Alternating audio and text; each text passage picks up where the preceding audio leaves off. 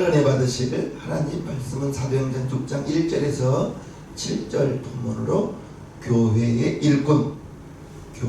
일꾼이라는 제목으로 하나님 말씀 전합니다.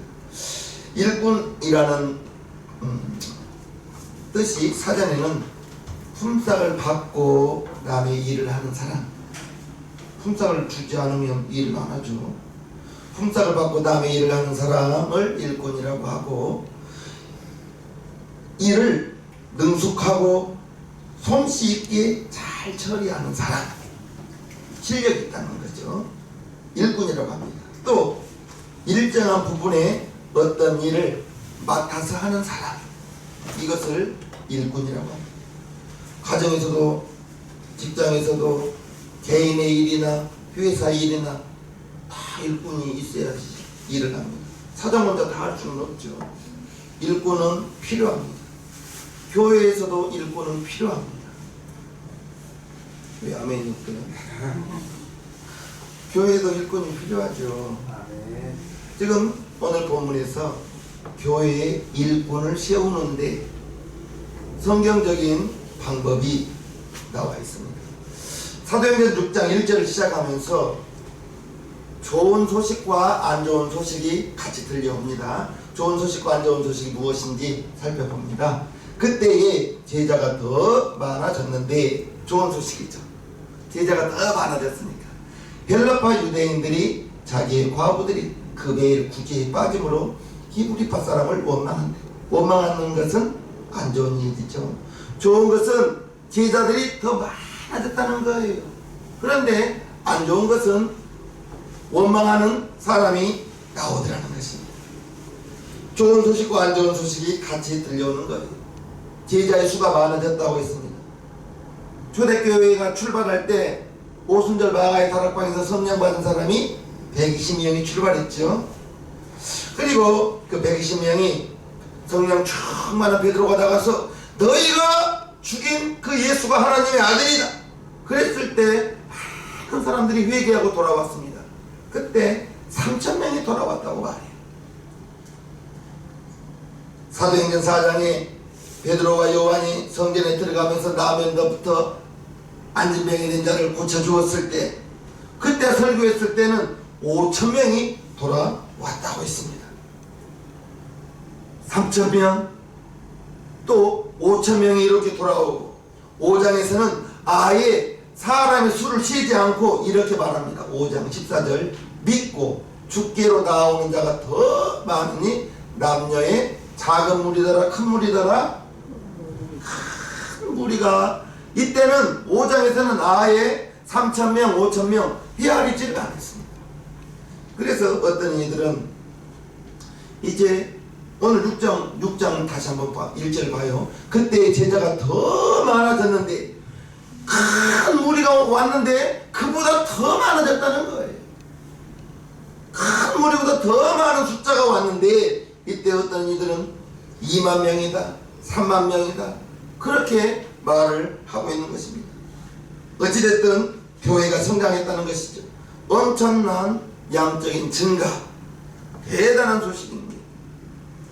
짧은 기간 안에 3,000명에서 5,000명으로, 5,000명에서 2만 명, 3만 명으로 이때의 제자가 더 많아졌는데, 이때는 2만 명, 3만 명의 제자들이 있었다는 것을 알 수 있습니다. 정확하지는 않지만 대략 그 정도일 것이다.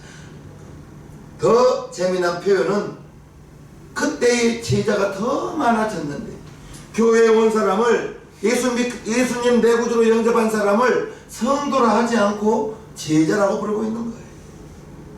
우리가 사도행전을 살펴보면 예수님의 제자들은 사도로 표현하고 있습니다. 그리고 그때 제자가 더 많아졌는데, 이 제자라고 말하는 것은 예수님 믿겠다고 예수님 내 구주라고 영접한 사람들, 교회에 들어온 무리들을 제자라고 말하고 있는 것입니다. 제자라는 뜻은 스승으로부터 무엇을 배우는 사람, 그 사람을 제자라고 하죠. 학교에는 선생님이 있고 선생님으로부터 학생들이 배우는데, 즉 제자는 학생이라는 거예요. 그러면 그때 그때 제자가 더 많아졌는데 이 제자들이 무엇을 배웠는가? 예수님을 영접하고 복음을 배웠죠. 천국 복음을 배우는 것입니다. 그리고 하나님의 아들 예수님에 대하여 배우는 것이, 또한 성령님에 대하여 배우는 것입니다. 배우고 싶어서 정말 안절부절 안달난 사람들, 이 사람들을 제자라고 말했던 것입니다. 우리들은 어떻게 신앙생활하면서 여러분들이 무언가를, 하나님의 말씀을 배우고 싶은 그러한 열정, 열망이 있어야 된다는 것을 말씀드리고 싶습니다. 설교 시간을 통해서 여러분들이 한 말씀이라도 더 놓치지 않으려고 정신을 바짝 차리면서 말씀의 귀를 쫑긋 세우는, 배우려고 하는 그러한 마음이 여러분들에게 있기를 바랍니다. 그렇다면, 그러한 마음을 가지면 저와 여러분 모두가 예수님의 제자가 될 수 있는 것입니다. 그러면 허다한 제자의 수가 더 많아졌다고 했는데, 그러면 안 좋은 소식은 무엇인가? 1절을 다시 한번 보면, 그때 제자가 더 많아졌는데 헬라파 유대인들이, 자기의 과부들이 그 매일 구제에 빠짐으로 히브리파 사람을 원망한대. 원망. 출애굽에 있던 사람들 200만 명이 넘는 300만 명에 가까운 그 출애굽했던 사람들이 가나안 땅에 들어가지 못했던 것, 장정이 60만인데 여호수아와 갈렙 외에는 그 땅을 가지 못했거든요. 그 땅에 들어가지 못하고 광야에서 죽은 이유가 우상을 숭배하고 음란하고 하나님을 시험하고, 그리고 원망하다가 광야에서 죽은 것을 우리는 알 수 있습니다. 그렇게 무서운 원망이 지금 교회에 들어온 것입니다. 초대교회 구성원들은 다양합니다. 많은 사람들이 교회 안에 있었습니다. 그 다양한 사람을 두 부류로 나누면 히브리파 유대인과 헬라파 유대인이 있습니다. 히브리파 유대인들은 유대 땅에서 나고 자라고 예수님을 믿은 사람을 히브리파 유대인이라고 하고, 그러면 헬라파 유대인들은 유대 땅 외에서, 유대 땅이 아닌 다른 곳에서 이스라엘 민족이 많은 지역으로 흩어졌거든요. 많은 지역에서 살면서 그곳에 태어나고, 우리 대한민국 교포들이 대한민국에만 사는 것이 아니라 미국에서도 살고 있고, 영국에서도 살고 있고, 프랑스에서 살고 있고, 그들을 교포라고 부르잖아요. 대한민국 사람인데, 그러한 것처럼 유대 땅에서 외국으로 나가 있는 그 사람들이 헬라파 유대인이라고 말하는 겁니다. 그들이 이스라엘에 들어온 사람도 있을 것이고, 오순절을 지키기 위해서 예루살렘에 왔다가 예수님을 영접한 사람도 있을 것이고, 또 예수님이 좋아서 자기 집 그 고향으로 돌아가지 않고 예루살렘에 머물렀던 사람들, 그 사람들을 헬라파 유대인이라고 하는 거예요. 이렇게 헬라파 유대인과 히브리 유대인이 섞여 살면서 문제는 토박이 히브리파 유대인들과 들어온 사람 헬라파 유대인 사이에 문제가 생기더라는 거예요. 무슨 문제? 헬라파 유대인 과부들이 매일 구제 받는 그 구제를 받지 못하는 거예요. 당시에는 두 가지 종류의 구제가 있었는데, 첫째는 매일매일 구제하는, 매일매일 교회에서 어려운 사람들을 도와준 매일 구제가 있었고, 또 하나는 일주일에 한 번 도와주는 주간 구제가 있었는데, 주간 구제는 일주일에 한 번씩 어려운 사람을 도와주는, 문제는 주간 구제는 히브리파 사람들이 대상이었다는 거예요. 헬라파 유대인들은 매일매일, 왜냐? 그들은 삶의 터전이 유대 땅이 아니잖아요. 들어온 사람이요, 외국에서 들어온 사람들이기 때문에 얘들은 매일매일 구제를 받아야 되는데, 히브리파 사람들은 본토 사람들이기 때문에 매일매일 구제할 것도 없고 일주일에 한 번만 구제를 하면 되는 거예요. 그런데 매일 구제는 헬라파 유대인들을 대상으로 했는데 이들이 예루살렘에 임시로 살기 때문에 매일매일 구제를 해야 됐는데, 그런데 헬라파 유대인들이 보니까 히브리파 유대인들을 위하여는 주간 구제, 일주일에 한 번씩 구제는 잘 하는데 헬라파 유대인들을 위해서 매일매일 구제를 해야 되는데 이게 빠지니까 히브리파 사람을 원망하더라는 거예요. 중요한 것은 성령 충만하고 예루살렘 교회가 많은 양적으로 성장했는데 원망이 들어오더라는 겁니다. 원망, 문제가 발생하더라는 것입니다. 그래서 구제 문제로 히브리파 사람을 원망하게 된 것입니다. 우리 생각에는 성령 충만한 그러한 교회가 무슨 문제가 있을까 싶은데, 은혜도 충만하고 성령으로 충만한데 부흥하고 있는데, 그래도 사람이 모이는 곳에는 문제가 있고 사람이 모이는 곳에는 원망이 있더라는 거예요. 이를 통해서 우리가 알 수 있는 것은 어떤 교회든지 문제와 어려움은 있을 수 있어요, 없어요? 있을 수 있는 것입니다. 우리 교회도 보기에는 일주일에 한 번씩 성도들이 만나서 반갑게 인사하고 행복해 보이지만, 그렇지만 사실은 저도 부족합니다.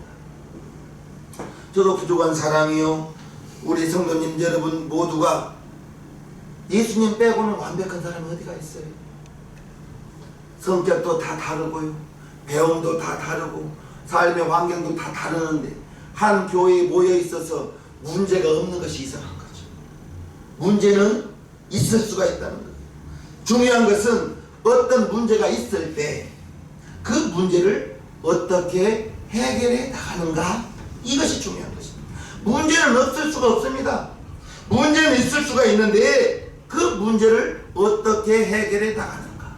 즉 히브리파 사람들이 헬라파 사람들이 히브리 사람들을 원망하는데 이 예루살렘 교회는 이 문제를 어떻게 해결해 나가는지 살펴봅니다. 2절에서 4절을 봅니다. 12사도가 모든 제자를 불러 이르되 우리가 하나님의 말씀을 제쳐놓고 공궤를 일삼는 것이 마땅치 아니하니, 형제들아 너희 가운데서 성령과 지혜가 충만하여 칭찬 듣는 사람 7을 택하라. 우리가 이 일을 저희에게 맡기고 우리는 기도하는 것과 말씀 전하는 것을 전무하리라 하니. 무슨 말이냐? 교회에 문제가 생기면 가장 쉬운 방법은 그 일을 하지 않는 거예요. 무슨 말씀이에요? 예를 들어서 지금 우리 교회에서 주일날 정신 식사를 안 하고 있는데 예를 든 겁니다. 예를 들어서 예전도회에서 교회 정심을 열심히 준비합니다. 열심히 준비하다 보니 애쓰는 사람이 있고, 즉 적극적으로 돕는 사람이 있고, 이렇게 쓱 빠져서 구경하는 사람이 있을 수 있어요, 없어요? 있을 수 있습니다. 그러면 문제는 열심히 하는 사람과 이렇게 손 놓고 구경하는 사람들에게 문제가 있는데, 그러면 불평이 나와요. 누가 나와요? 열심히 하는 사람이 불평하죠. 일찍 와서 좀 주방도 좀 청소하고 좀 그렇게 좀 해줘, 그렇게 원망이 나올 수가 있습니다. 그러면 이러한 원망이 나오면 가장 쉬운 방법은 점심을 안 먹으면 되는 거예요. 점심을 안 먹으면 되는데, 그러면 조용해지는데 그것은 좋은 해결 방법이 아니죠. 좋은 해결 방법이 아닙니다. 초대교회 사도들이 헬라파 유대인들이 매일 구제에 빠지는 것을 원망을 하니까 곧바로 제자들을 불러 모았어요. 12사도가 성도들을 불러 모았다고요. 전체 회의를 한 거예요. 그리고 왜 이런 문제가 발생했는가 점검을 해보니 2절 중반에 보면 우리가 지금 사도들입니다. 12사도, 우리가 사도가 하나님의 말씀을 제쳐놓고 하나님 말씀 전하는 것을 제쳐놓고 공궤를 섬기는 것을, 구제하는 것을 일삼는 것이 마땅치 아니함. 즉 12제자는 하나님의 말씀을 전하는 것에 1번이 되어야 되는데, 제자들이 사도들이 말씀 전하는 것보다 공교에 구제하는 것을 먼저 하다 보니까 문제가 생겼다는 거예요. 한 사람이 두 가지 일을 하려면 문제가 생깁니다. 어른들 말씀이 한 지게에 두 가지 짐을 질 수 없다고 했습니다. 초대교회가 지금처럼 건물이 있고 행정이 있고 조직이 있고 이런 것이 지금 이런 상태가 아니에요. 성령이 임하고 성령 받은 사람들이 주의 종 사도들의 설교를 통해서 잴 수 없을 정도로 2만 명, 3만 명으로 교회가 부흥했는데, 은혜 받은 사람들이 땅을 팔아서, 밭을 팔아서 사도들의 발 앞에 가져다 헌금을 하고, 이 헌금을 가지고 어려운 사람들을 지금 구제하고 있는데, 제자들이 많은 사람들을 상대하다 보니까 한계가 있는 거예요. 제자들은 말씀을 전하였고 기도해야 되는데, 구제하다 보니까 한 사람이 너무 바쁜 거예요. 그래서 쉽게 표현하면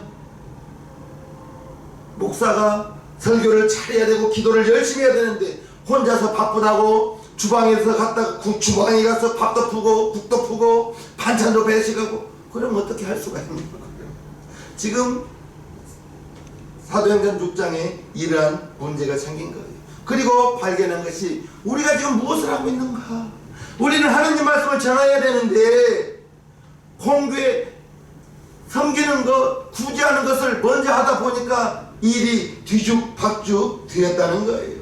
그래서 4절 다시 한번 봅니다. 우리는, 사도가 지금 말하는 거예요. 우리는 기도하는 것과 말씀 전하는 것을 먼저 하리라. 전무하리라.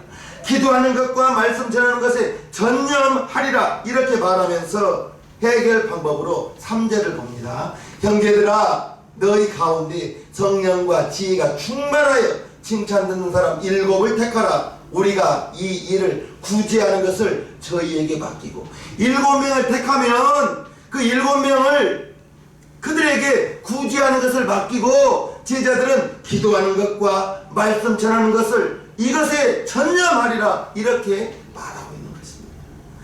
제자들이, 사도들이 말씀도 전하고 기도도 해야 되고 구제도 하다 보니까 너무나 바빠서 골고루 영향을 못 끼치게 되니, 사도들은 기도하는 것과 말씀 전하는 것 전념하기 위해서 7사람을 택하라.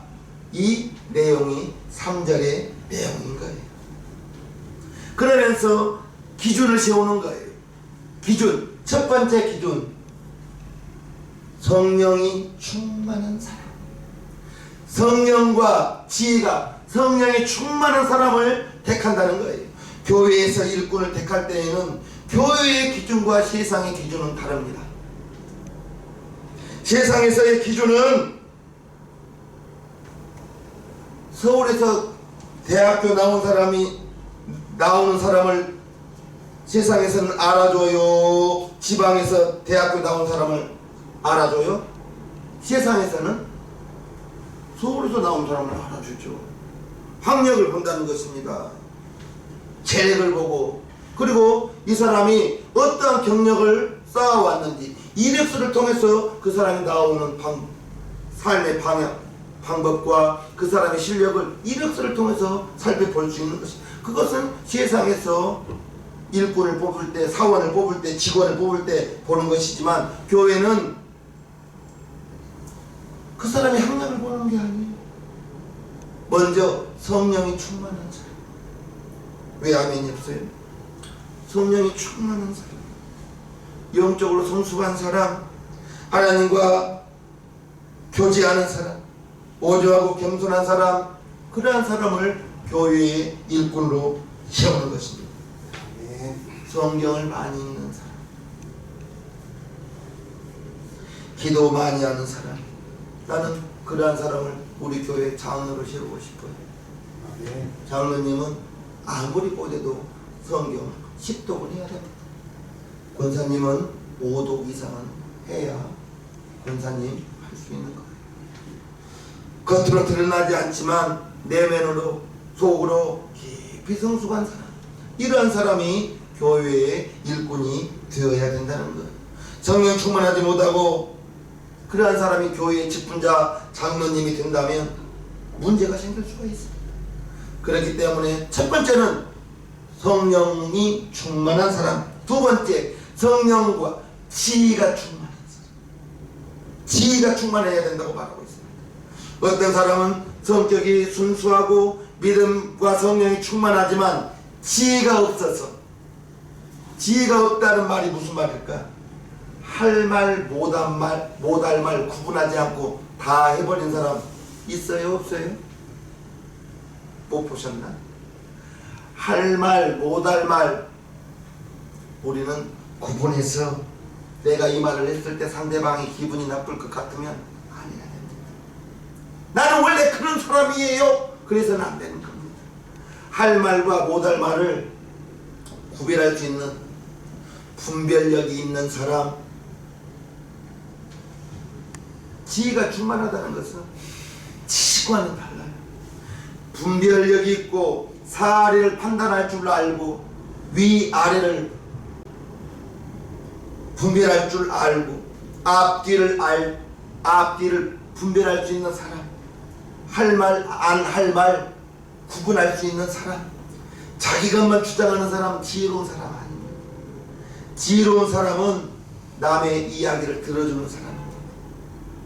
지혜로운 사람은 문제를 해결하는 사람인가.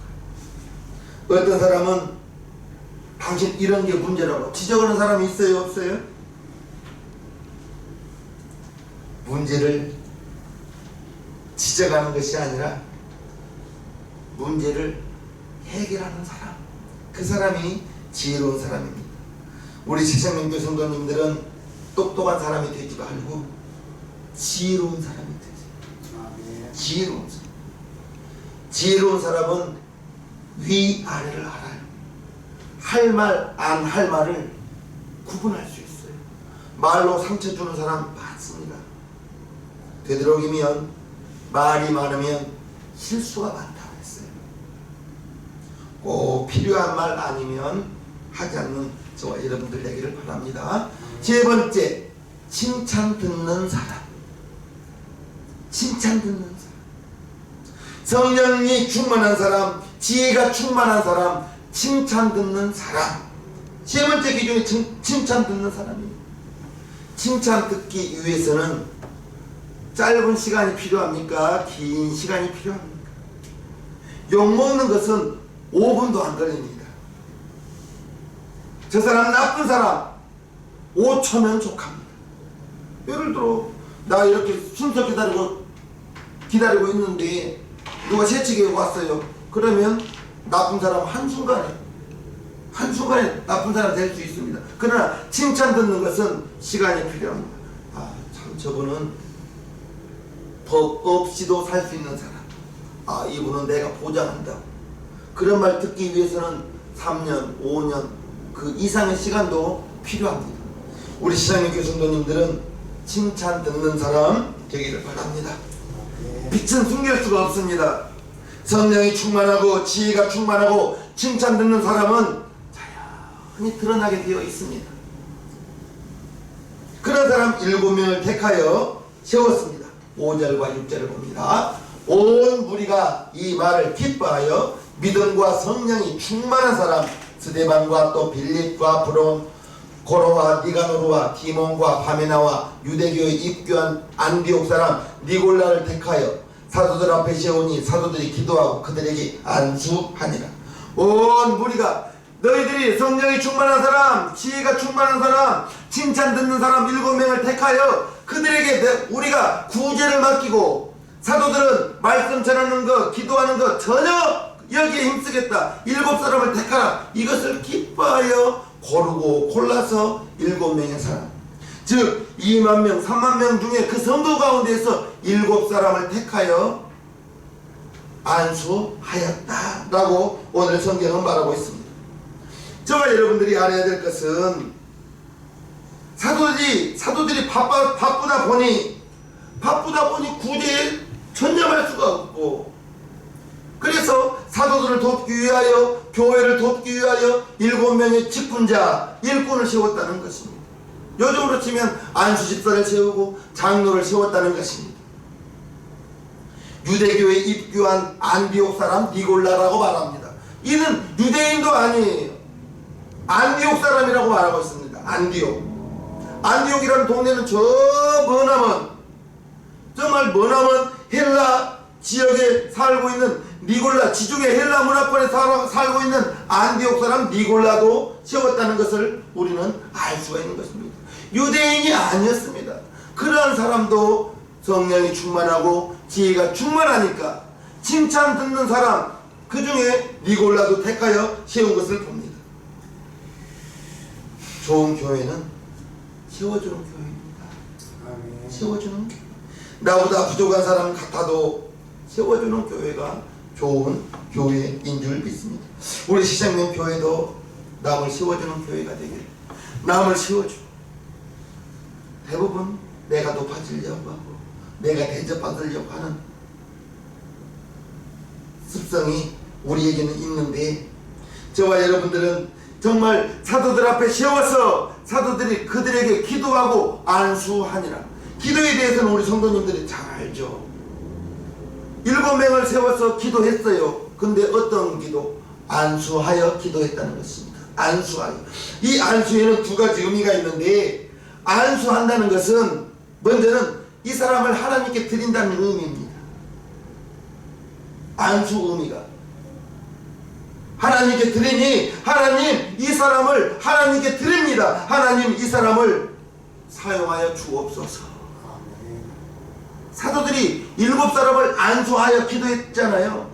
하나님 이 7사람을 하나님께 드립니다. 하나님 이 7사람을 사용하여 주옵소서라는 뜻이 안수고, 또 한 가지 의미는 직분을 안수받는 이에게 맡긴다. 지금 사도들이 7사람을 세우는 의미가 뭐예요?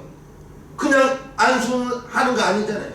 구제하는 일을 7사람에게 맡기기 위해서, 직분을 맡기기 위해서, 이 사람들에게 맡기기 위해서 안수를 하는 것입니다. 그래서 안수하여 집사가 되고 안수하여 장로가 되고, 우리 교회에는 안수 집사님이 한 계시죠. 우리 교회는 서리 집사님이죠. 1년에 한 번씩 이렇게, 원래 서리 집사님은 1년에 한 번씩 임명을 받는 것인데 우리는 그냥 계속 집사님으로 부르고 있어요. 안수 집사, 장로, 안수하여 이 사람을 하나님께 드리니 하나님이 이 사람을 사용하여 주십시오. 그리고 하나님 이 사람에게 직분을 맡기는 것입니다. 직분을 이 사람에게 맡기는 것입니다. 구제하는. 그래서 안수받은 집사님, 안수받은 장로님들은 그 개인에게도 대단한 명예로운 일이고, 하나님께도 대단히 영광스러운 일이죠. 개인에게도.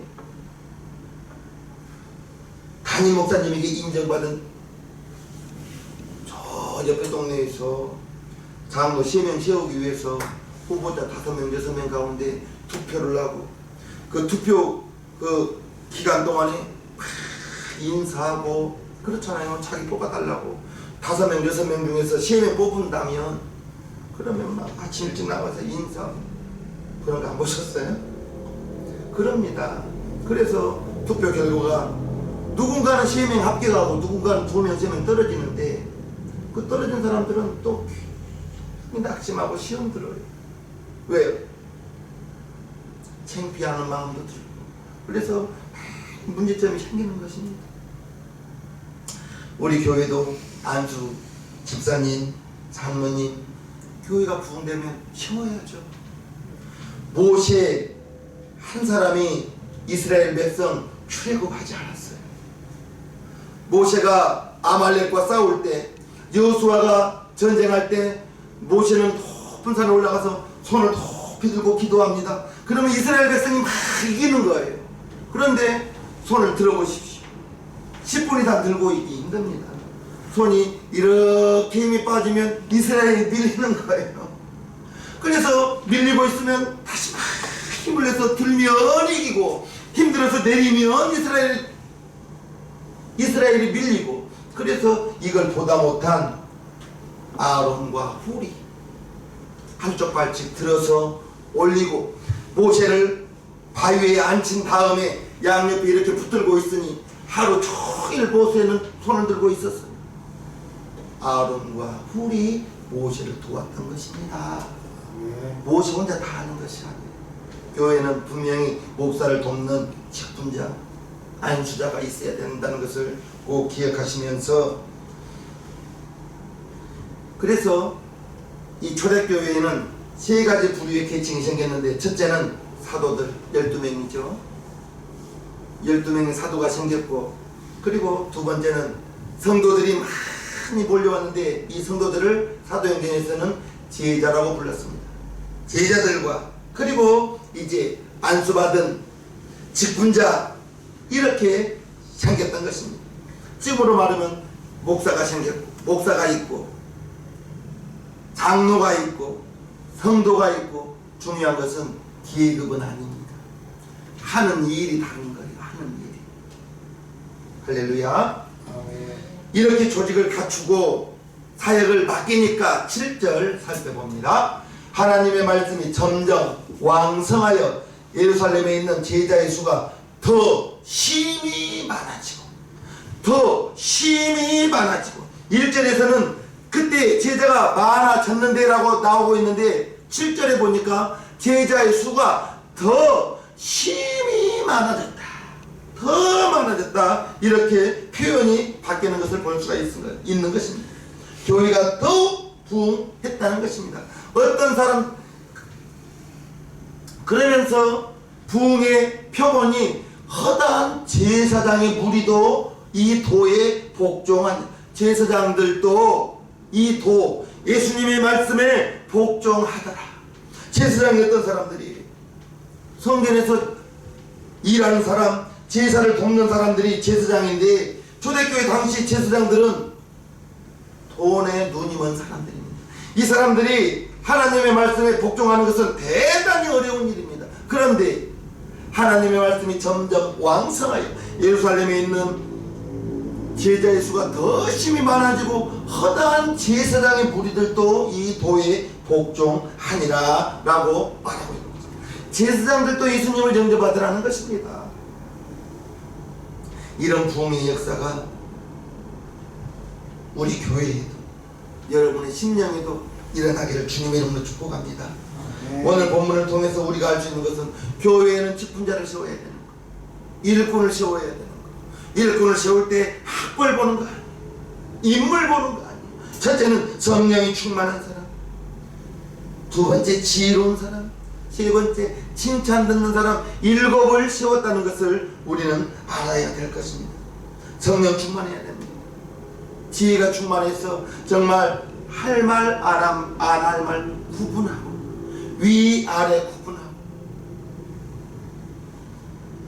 그래서 이런 일꾼을 선택하여 교회가 더 왕성하게 부흥하는, 현재 우리 교회도 앞으로도 저와 여러분 모두가 그처럼 왕성한 부흥이 되어져 나가는 새생명 교회요, 우리 성도님 모두가 되기를 주님의 이름으로 축복합니다. 아멘. 축복합니다. 아멘. 찬송가 177장을 하나님께 올려드리겠습니다.